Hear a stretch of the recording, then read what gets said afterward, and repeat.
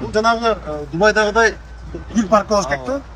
Эли белдин баары суктанып, шаарга келген коноктор алып бара турган жерлерибиз жок.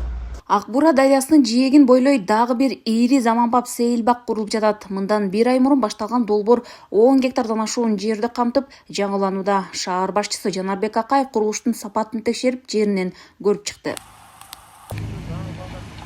Муктаждык бар. Анткени бул эл мына ошол эле мына биз турган жерде Юго-Востокто, мына бул жактагы райондор, мисалы мына резиденция тараптар келип эс алганга, бала чакасы менен жүргөнгө бүт өнүккөн шаарларда ушундай жашыл зоналар бар да.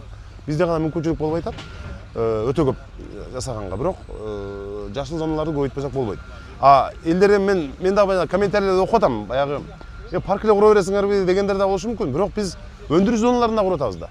Долбоорго ылайык ландшафттык дизайн менен жасалган гүл бакча жана ачык асман алдында маданий иш-чаралар уюштурула турган заманбап амфитеатр орун алат. Учурда курулуш иштери кызуу жүрүп, негизги жумуштар бекитилген графикке ылайык аткарылууда. Мындан сырткары шаардын климатын жакшыртуу максатында аймак толуу менен көрктөндүрүлөт. Мини концерттер өткөзө турган жерлер, андан сырткары жаш балдар ойноочу жай, чоңдор ойноочу, чоңдор машыгуучу аянтчалар, карыяларга дагы атайын эс алуучу жайлар каралган.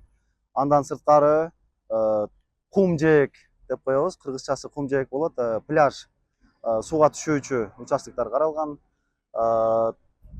Бул долбоордо жаңы идеялар, жаңы таман таштар, отургучтардын жаңы типтери, түнкү жарыктандыруунун жаңы типтери каралган.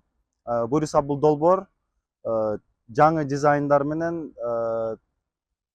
өзгөчө долбоор болууда буюрса.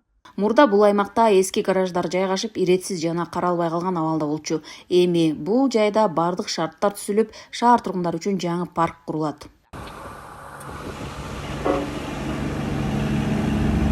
Жалпысынан Ош шаарынын аймагында ушул жылдын август айына чейин 5 чоң эс алуу жайын пайдаланууга берүү пландалууда. Бүгүнкү күндө калгада жашыл аймактарга муктаждык күч.